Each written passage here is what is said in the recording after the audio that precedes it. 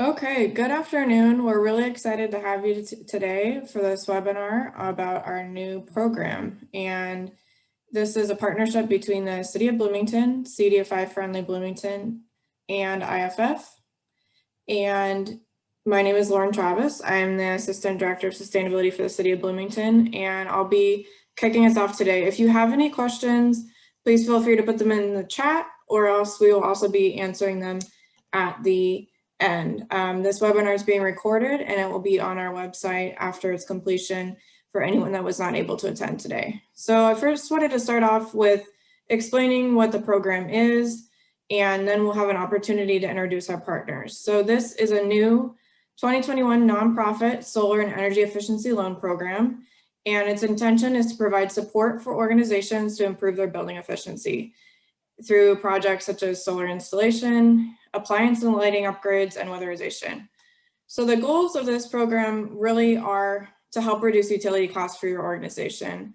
This last year, electricity rates have gone up even more, and we understand that utilities represent an increase to your operational overhead. So these types of efficiency and solar programs are intended to help reduce those utility costs.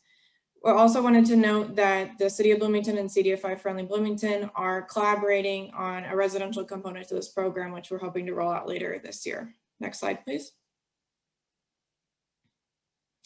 So our first program partner is the department that I'm a part of, and that's the Department of Economic and Sustainable Development.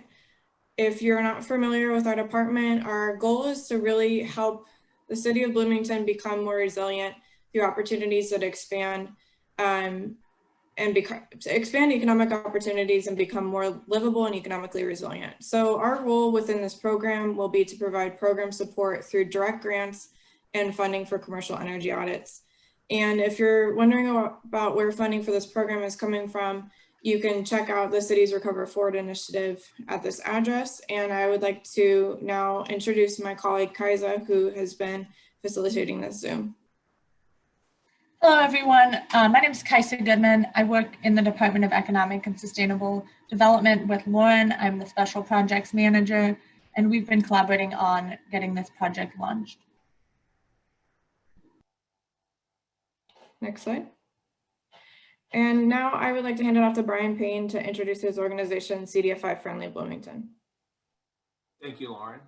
So I'm Brian Payne. I'm the Executive Director of CDFI Friendly Bloomington. I'm glad to have the opportunity to talk with all of you this afternoon.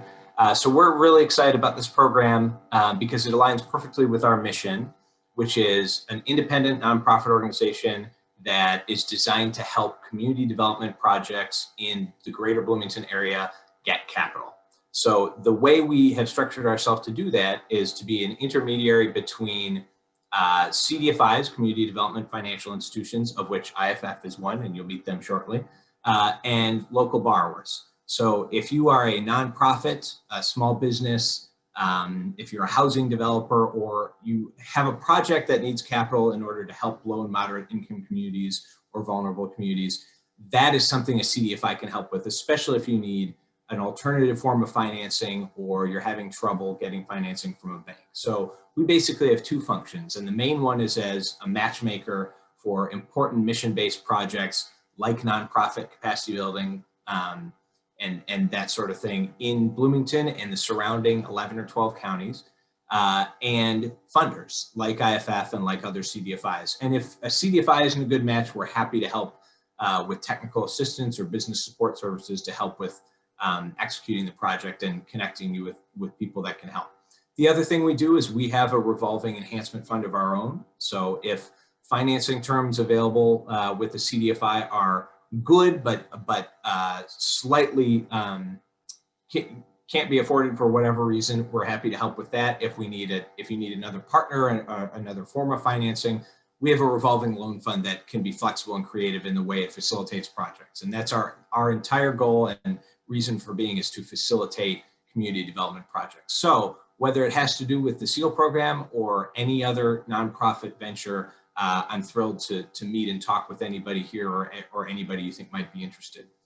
So thank you for the opportunity, Lauren, and I will hand it over to Andre Gibson at IFF.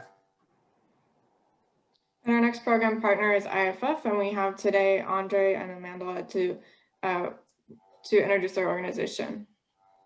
Thank you so much, Brian. Appreciate that. Thank you, Lauren and Kaisa, for partnering with us, and we appreciate everyone having us here this afternoon. As was said, my name is Andre Gibson.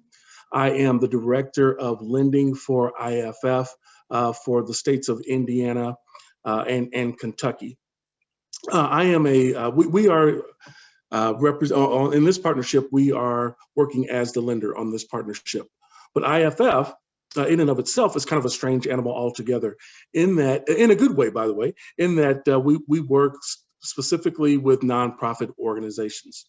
And as Brian said, we are a community development financial institution, CDFI, that started in the Chicagoland area upwards of 30 years ago with a small tranche of funds to help small nonprofit organizations become a little bit more viable in their communities, strengthen the work in which they do by helping them to attain assets. So we started out with a small tranche of funds that we were lending to these small nonprofit organizations. And over the last 30 years, we have grown in both our footprint as well as our products and services. We are a mainly Midwestern organization. I believe we right now have 7 offices throughout the Midwest. And we also have a couple different arms in which we operate within the organization. I'm only going to focus on 2 today. We've got several others. Please visit our website at iff.org if you'd like to see a little bit more of what we do. But again, mainly, lending is one of our core business functions. And again, that is what I represent. We provide funds, again, mainly for nonprofit organizations with funds for facilities enhancements, purchasing of facilities, equipment loans, vehicle loans, whatever we can do to help strengthen these nonprofit organizations. Those are the kinds of loans that we provide. So you can think of us as maybe an alternative lender. Sometimes I like to stay away from that word alternative, but it's kind of it fits best in this particular point, in that if you go to your bank and you're not able to really get funding simply because of a nonprofit designation or anything along those lines, that's kind of where we fit in. We kind of consider ourselves a gap lender, if you will. So if there's opportunities there for us to be able to help out in any of those types of lending requests, we would be more than happy to be able to do that. We also have a real estate services or real estate solutions arm, if you will, that acts kind of like a real estate consultant. And I do have a partner that is on the line right now. Her name is Amanda Anderson, and she is our Director of Real Estate Solutions. And when you think of real estate solutions, we help provide services such as feasibility studies, facilities assessments, being able to help you obtain facilities, working with you, maybe perhaps even in this particular situation where you may be looking to become a little bit more energy efficient, in which we can be able to help out, to be able to help you do some planning with that and work with you to be able to obtain your goals as far as your actual facilities needs as well. So those are the 2 main areas that we focus on, especially with this program. I will return a little bit later to kind of give you a little bit more of an outline of how the lending process works, what kinds of things we're looking for, excuse me, and expecting as it relates to lending. But that's who IFF is in a nutshell. And we'll talk at you a little bit later again about process and procedure. And then Amanda, if you're able to just introduce yourself briefly. Hi, good afternoon. Amanda Anderson. I'm as Andre shared, the Director of Real Estate Solutions for Indiana and Louisville. And my role is really to work with nonprofits to find out what are your needs, how can we make sure that you're working towards your strategic plans that you've set forth, and then let's put together a study or the documentation to inform your directors and boards so that you all can walk into not only getting lending, but building capital campaigns buildings, moving into new structures, or just trying to figure out, are you using your space more correctly? And so would love to talk to any of you. What my role will be specifically in this program is one of my colleagues, Brian Kahn. He will be helping to walk each of the nonprofits through the, once your energy assistance, your energy efficiency audit is completed, we will be working with you to determine those items you're going to select, and then making sure that you have the confidence through the construction process that all of your needs are being met during that process. But as Andre and Brian shared, happy to answer some questions and put together some FAQs at the end, and really excited about the opportunity. I went to IU and have paid for 2 other degrees of kids at IU. So I have a fondness for that campus in the city, and am excited to be a part of this program. Thank you, Amanda. Next slide, Kaiser. So now we're going to get into what kind of projects will be covered by this program. So there's a variety of eligible projects, and it's fine if you are not sure right now what kind of project would most benefit your building. But some of those include solar panel installations, HVAC replacement, Energy Star appliance upgrades. So that depends on your facility, maybe replacing a refrigerator, washer, dryer, depending on your mission, lighting upgrades, water heater upgrades, air duct sealing, insulation weatherization, or window replacement. So the role of the energy audit will be to have someone that's certified commercial auditor walk through your facility and provide an idea of which of these types of improvements would best suit you, in the sense that they will have the quickest payback period, they will provide the best reduction in your energy costs. And that will really be dependent on the type of facility you have, but then we'll work with you, like Amanda mentioned, to figure out what you would like to move forward in terms of a project. Next slide, please. And then the types of support that an applicant can receive. So the first, like I mentioned, is the energy audit, and we're working on selecting a qualified commercial energy audit company. The city will then cover the cost of the energy audit after your organization has completed the intake form and a letter of commitment. So the role of both of those, the intake form is to just get basic information about your organization and the facility. And then the letter of commitment is just saying that you are committed to pursuing a project after the audit is completed. And both of those are on our website, and we're happy to answer any questions that you might have about that. Following that, audit completion, and we'll walk through this again, but the City of Bloomington will provide grants to help you meet the requirement if you're following up with an IFF loan, or to just help cover project costs if you're going with your own lender. And these grants will range between $2,500 and $10,000 per organization, with not exceeding 50% of the total project costs. And then finally, loans. And this is where Andre and IFF come into play, is if you do not have the current equity to cover the entire cost of the project, IFF is available to help cover that gap financing. And it would be a low interest loan, minimum of $10,000, to help fund these projects. So the amount that your project may cost may vary depending on what you are pursuing. So, solar panel installation is going to be more expensive than a refrigerator replacement. So it's really just dependent on your needs. Next slide, please. Who's eligible? The eligible organizations include not-for-profits, schools and early childhood centers, libraries, medical facilities, and grocery stores. And these are all organizations that can work with IFF because they're mission-based organizations, to participate in this program. Next slide.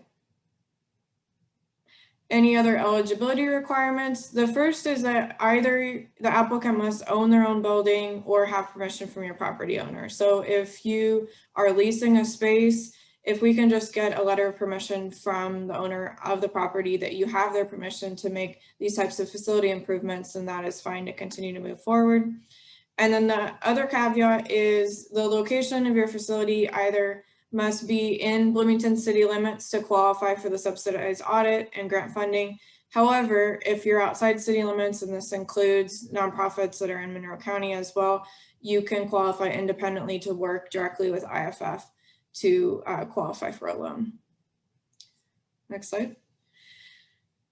So just wanted to walk through the next steps, and I'll hand it off then to IFF to explain more about the application and loan agreement. But first is just asking questions. So since this is a new program, you probably have a lot of questions that we'll be covering in a minute. The next will be completing that intake form, and we're happy to help you if you have any questions with that as well. And then we'll reach out to you after we have the intake form just to verify your eligibility. If you have any questions about your financial eligibility, you can talk to Brian and we'll figure out whether your organization is eligible from a financial standpoint. The next thing will be also signing that commitment letter that basically just says we're interested. Once the audit's completed, we will complete a project. And then that's where we'll bring in the energy audit company that will walk through your facility and come up with that list of recommendations of the types of improvements that best suit your facility. And then based on that, work with IFF to figure out the financial size of the grant or loan that you are pursuing. So this is where I'll have Andre talk about the actual loan application and loan agreement.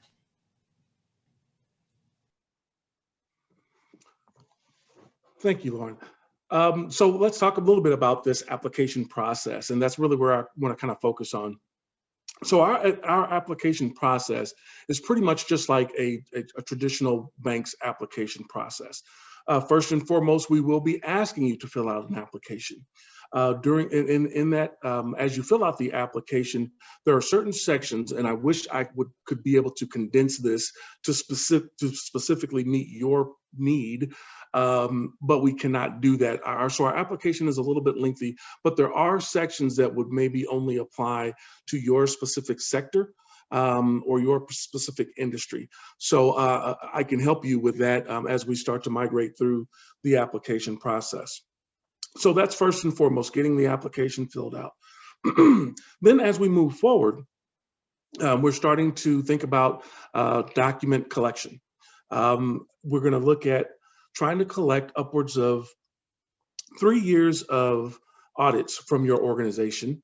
If you do not have 3 years of audits, maybe you have 3 years of 990s that we can take a look back at to try to make sure that we can understand what your financial position is.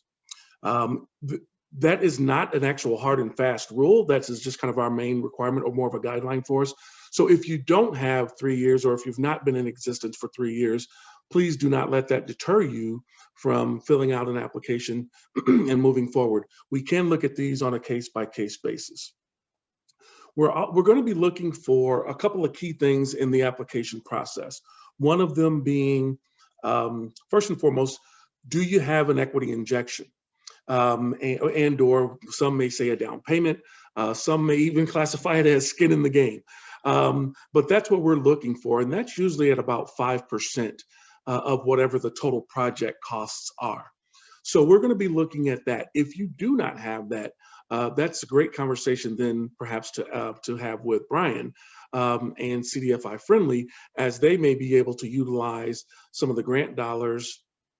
Lauren and Kaiser, with the city, they may be able to utilize some of the grant dollars to be able to help satisfy that, as well as Brian's organization that may be able to contribute to help us get to that equity injection percentage. We're also going to be looking at asking for organizational documents. We're going to be looking for things like, your articles of incorporation, possibly bylaws, maybe even a background or a bio on the organization. Those kind of documents that help us get a little bit more familiar with who we're working with and what we're trying to do as far as the project.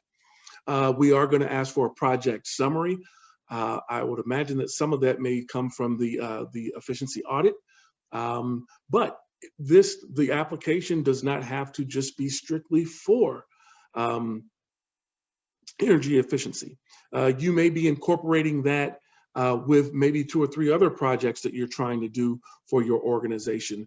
We would still take that application and take a peek at that. So it is important for us to get a good scope and understanding of what the project is. We may even ask for what we call a sources and uses of funds, asking you to kind of outline how the funds will be utilized. So those are a couple key things that we're going to be asking about. We as an organization as well, we like to take a peek into your board of directors. We'd like to see that you have a strong board. We'd like to see that you have an active board. And we want to be able to kind of get a good snapshot of what that looks like and how that may be integral to your specific organization. Kind of right along the lines of the audits and or the 990s, we would be looking for interim financials. Again, getting a snapshot of what your financial position is at the time. So again, as I said, we function in that regard pretty much along the lines of a traditional bank. Once we compile all that information, I know that sounds like a lot, but that could be maybe a 2 or 3 day ordeal there. We then start to put together our underwriting, which consists of, running our spreadsheets based on the numbers in which you provide, giving us the ability to be able to crunch those numbers and kind of do an assessment of what kind of debt service that you may be able to take on as an organization. Then we're also going to be trying to put together a narrative. We want to be able to explain who you are, what you do, and what your project is, as some of these may go through what we would call a loan committee. If our dollar amount, if the ask, if you will, the dollar amount is less than $250,000, that does not have to go to our loan committee, but it does, kind of still need to have that same type of write-up and those same spreadsheets to be performed. But if it's less than 250, it goes through a different mechanism for approval. Over 250, we do have to go to committee. So we want to be able to explain, again, who you are, what you do, and the project, so that we can be a good inside advocate for you as we get to the loan process. Once we do have our committees, if it does go to committee, that committee does meet every Wednesday. And if that loan amount that we're asking for, I know I'm throwing out quite a few numbers here, but if that particular loan amount is less than $3 million, we would get a decision on that particular request on that day. So we go in, let's say next Wednesday, we would learn whether or not we have an approval or not on that same day. So just giving you a little bit of an outline of what we need, kind of the process. Once we get the thumbs up, yes, we're able to do a loan, then we are going to go right into getting that commitment letter out to you, and let's start working on closing this loan. So that's our process. Just a couple real quick points here of emphasis. As Lauren stated earlier, $10,000 is our minimum. We will lend all the way up to $6 million, and that does apply to this specific program as well. If it is less than a $3 million ask, again, that's kind of our threshold when other mechanisms come into place. But if it's less than a $3 million ask, we're not having to then go into getting an appraisal or anything along those lines. So that's kind of an added benefit of working with a CDFI, especially IFF in specific, in that we're not going to be asking for, excuse me, for an appraisal or for you to extend that expense on an appraisal for less than $3 million. A couple of last 2 points here. Interest rates as we stand right now, I know that's usually a big question. So as of February 1, interest rates did come out and we are at 5.25 interest rate. That would be a fixed rate for any loan that we do. And our terms are 15-year for the term and a 15-year amortization. We've tried to keep those things as simple as we possibly can. We don't work with variable rates. So once we lock in on that rate, that's going to be your rate for your term and also the amortization. So those are a few things. I know I threw a lot of information out there at you, but I wanted to be kind of detailed as I could, but yet not take up too much time. So I'll stop there and turn it back over to Lauren to move us forward. Thank you. Kaisa, can you go to the next slide? So this is the part where we want to stop and answer any questions that you might have. And you can either put them in the chat or raise your hand and we'll unmute you. If you have any additional questions after this as well about your eligibility, program requirements, maybe whether your organization would be eligible for this particular opportunity, with more of those financial questions, reach out to Brian Payne. For general questions about the project or the intake form process, about what would be qualified from a solar and energy efficiency project, feel free to contact the city. But at this point, we want to stop and see what the questions are. So the first one I see, can you explain more about the grant versus loan? I'm confused about which we would be applying for and when we would get a grant instead of a loan.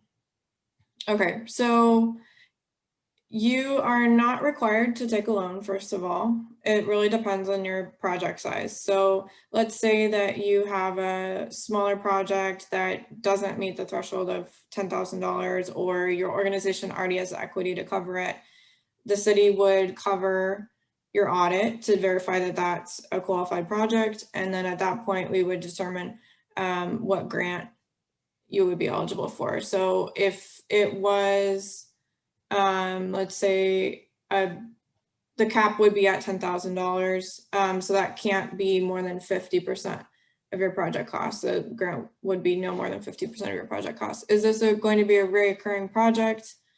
It really just depends on future funding. Right now we have funding for this year. And as people pay back their loans, it will kind of perhaps be a revolving opportunity, but I can't guarantee anything for 2022 at this point. Pete, what kind of loan collateral against the solar panels or against the building? Andre, could you speak to loan collateral? Sure. So I guess no one likes to hear this answer, but it depends. So if we are just installing, solar panels or things of that nature, then yeah, we may just do collateral on that. I'm going to call it equipment. I know that's not the best word for that. But we would hold collateral on the equipment in which is purchased with our particular funds. Now, if this project was involving maybe solar panels and perhaps some other kind of remodeling or reconstruction with the building, then we may look at the building in and of itself as collateral. So it does kind of depend on what the ask is that will determine our collateral.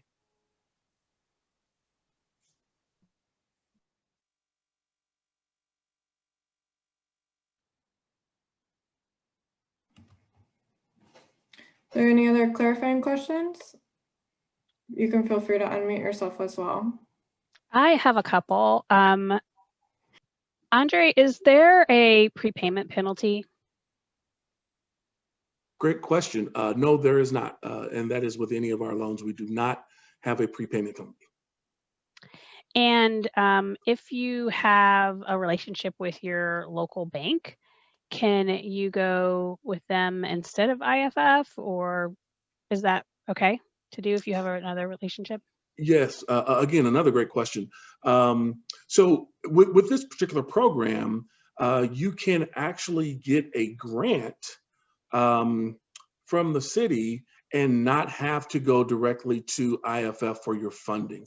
Although we are working in tandem, we're working as a partnership, we're not going to restrict you to have to go and get a loan through IFF.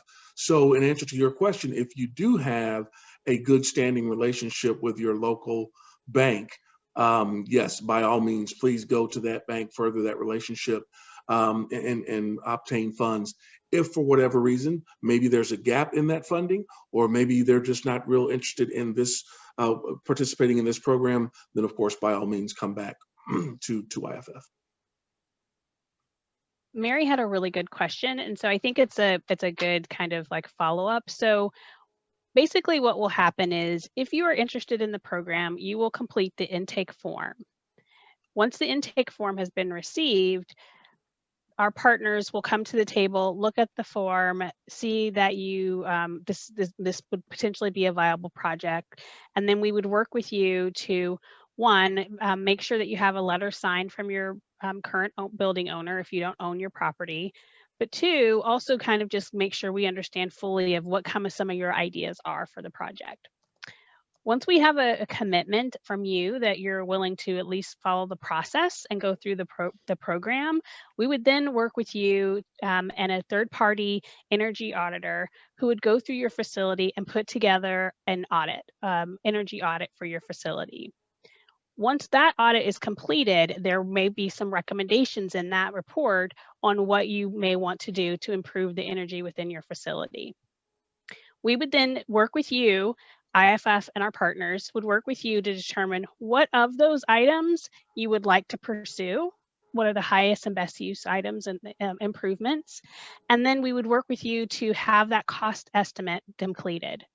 Once we know then how much it will cost, with your estimate, then you would determine, okay, here's the amount of subsidy I'll receive, and here's the amount of either lending or additional dollars that I need to bring to the table.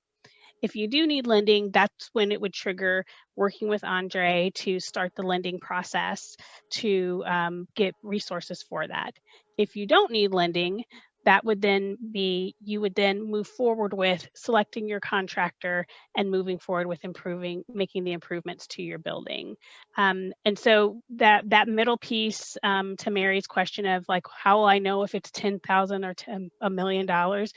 Right before, we wouldn't commit you to anything, especially not a loan, until you fully understood what your building needs and what you as an organization are comfortable to move forward with. I hope that's helpful. And I want to clarify, I think the intention of the grant program is to help the nonprofits complete the energy efficiency improvements that make sense based on the energy audit. So my understanding, and please correct me if I'm wrong, Lauren, is that the letter of commitment indicates a desire to go through the process and a commitment to do some kind of energy efficiency project that's eligible. If you think your best project is LED lighting or an HVAC upgrade, and an energy audit and conversations with experienced lenders and the city indicates otherwise, there's no problem with you changing horses midstream and saying, oh, we'd like to do solar, or we'd like to do just HVAC, or we'd like to do LED, right? The commitment is to say, if we're going to get a subsidized energy audit, we're going to put those recommendations to use to the extent we can. That's correct. So you may have some ideas about ways in which your building is inefficient, but the value of the audit is to really affirm that, or perhaps uncover things that you didn't realize were causing inefficiency. I mean, we recognize that people are not engineers, or maybe this is not something that they follow close attention to, but by looking at things like your energy bill, as well as the age of the building and the age of some of the equipment or appliances that you're using, it will be easy to identify what sort of the highest value improvements might be. So you could come to the table and say, hey, we're interested in doing this. The audit can uncover other things, and you can either choose to pursue those or not. The amount that you are choosing to pursue or the types of projects is customizable. And that is for the reason that not every nonprofit has a similar facility situation. So we're trying to create an opportunity that's as customizable to your situation as possible. So that's where filling out the intake form and having a conversation with us initially will help clarify what your needs are. I saw some other questions in the chat. Who do you plan to use for local solar vendors? And I think this is applicable to vendors in general. We'll be issuing a request for qualifications, and then companies can demonstrate that they're qualified to implement these sorts of projects. There will not be a single vendor for any of these things, and it will be up to the nonprofit to decide who to move forward with. What is the application deadline? This is rolling throughout the year. I would recommend getting started earlier, just simply because we will be accepting applications until the funding is exhausted. First come, first serve, yes. And part of it's just that Is a state mandated government agency eligible for a grant? Wow. Elisa, are you willing to be more specific? Do you mean the housing authority? The Monroe County Solid Waste Management District. Would it be eligible for a grant? What's the official headquarters? Official is the administration building at 3400 South Walnut Street in Bloomington. It's listed in the city. We can follow up. I think it's dependent on what you're interested in. I'm not super Solar panels. It's the solar panels. You know, and this is just, I have no idea what our director, you know, would like to do. Okay, sure. We had looked at it one time about a year ago. Okay. We can follow up with you. Thank you. I had a follow-on question, Lauren. Yeah. This is really an exciting opportunity. One of the places that come to mind is a local food bank, which is a very lean organization, but services 6 counties. It's gotten lots of awards. 3 of us, particularly Anise and Jerry, who are listening here silently, have spent a lot of time. They did an energy audit. This facility has gone to LED lights. It's done HVAC upgrades. We've consolidated meters. We've done a lot of work. We've gotten quotes on solar panels, but unfortunately, this nonprofit, this food bank, is so lean, it just can't afford solar panels. So my question is, one is it needs a couple $100,000 is what it needs. So my question is, if you do an initial look and you see that, well, maybe we don't need to do the energy audit because we have lots of documentation on that, courtesy of Anise and Jerry, would that grant apply to solar panels? And secondly, would it be possible to get a longer term loan? Because this is a very lean organization. You know, electricity is their biggest fixed cost. After that, they have a few employees and a zillions of volunteers. So it doesn't got a lot of cash flow. So, but this is, again, thank you for offering this. You know, Lauren and Brian and everyone, this is a wonderful opportunity. So I'll shut up and let you answer my question. So I'll address the first part first, in that given the situation that you were talking about, the food bank, they would probably, and this is a little bit too technical, but be qualified for a level 2 audit. So I would just have to reference the work that's been done and whether that meets that criteria. To the second part, if we could correspond the work that's been done in terms of the facility assessment towards the audit, then that audit funding could be wrapped into the grant. And then to the loan term, maybe Andre can speak to what types of lengths of loans are available through IFF. Yeah, we could potentially ask for an exception for our loan, excuse me, for our loan policy. We could, and we have on occasion gone out to 20 years on that. But if we do that, that does increase the interest rate. So we'd have to kind of weigh out, you know, how that would best fit within the organization. But we do have the ability to be able to ask for that exception. And in my experience, we have been able to grant some exceptions. So it is definitely not a hard, fast rule. Thank you. Lauren, can you just, on that note, can you give an example of what a typical payback period for a solar installation would be? I mean, if it's a $200,000 project, the maximum grant award would be about the 5% equity minimum that IFF typically deals with. So that's a good number if you were able to apply the energy audit that you've already completed. But Lauren, my understanding is that 15 years is more than the usual full solar payback, but you are the expert, not me. It really just depends on how much you're currently paying for electricity. I mean, it's an appreciating asset. So as electricity is becoming more expensive, your payback period is shortening as well. So with the rates going up this year, it's a better time than ever to switch to solar. It depends on how many you're installing. You also don't have to completely offset all of your electricity use with solar panels. Maybe you just want to cut your bill in half, or get started and add to it at a later point in time.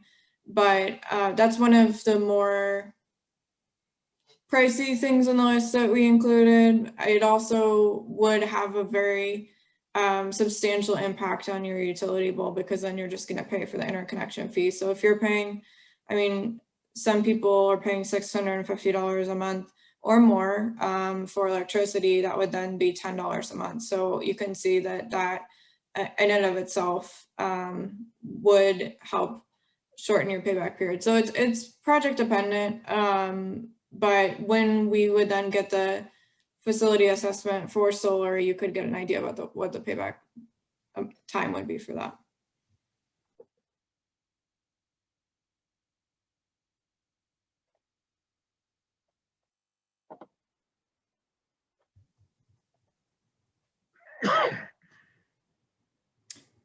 Anyone else? So if you're interested, then what are your next steps? Sure.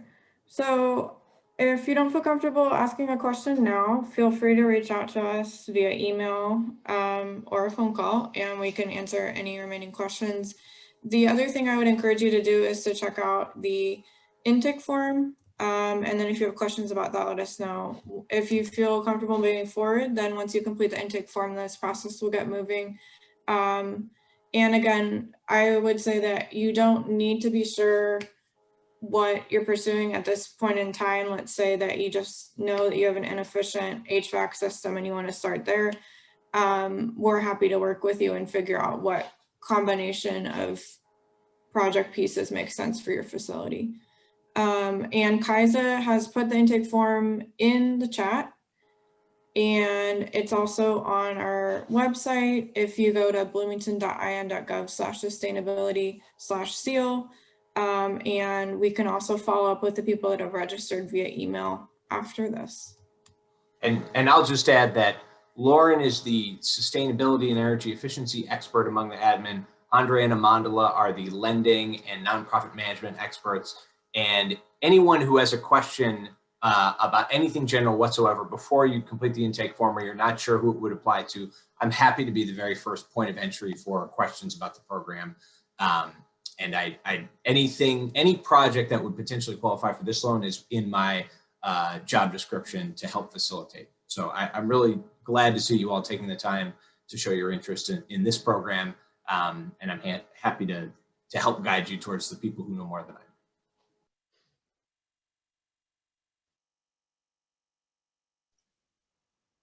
Before we end, Brian, there was one question about faith institutions in the chat. Maybe we could just speak to that before wrapping up. So this is a great question. Faith communities are not excluded.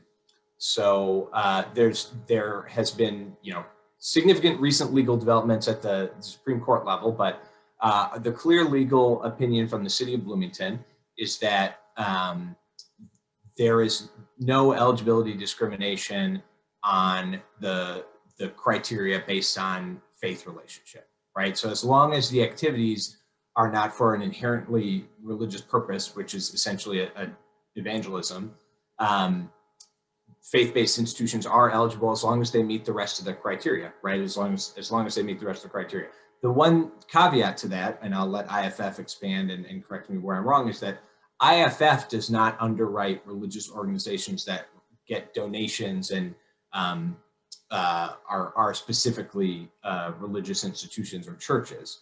So you might not be eligible for IFF financing, but it's within my job description and my organization's mission to help nonprofits find capital solutions to do important community development things like energy efficiency upgrades. And so if you don't have a banking relationship, I can try to help you find either another CDFI or bank. And certainly if you do have a banking relationship, as Andre and Amandala specified, you can use that for the lending portion. You do not need to use IFF. They're just here because this is part of their mission and it's helpful. And they want to catch everyone who can't get capital from an existing lender. And so, I guess the bottom line is that if you're interested and you think you might otherwise meet the eligibility criteria, you should absolutely apply and fill out an intake form. And I'm sorry, there was a misconception about faith-related institutions. And I think there is a difference between churches and faith organizations, right? So you could have a mission as like Catholic Charities does in Indianapolis, where they do lots of work and they have a 501c3. That's a nonprofit organization. Right, right. And so that's kind of just a little bit of a different. Thanks, Pete, for that question.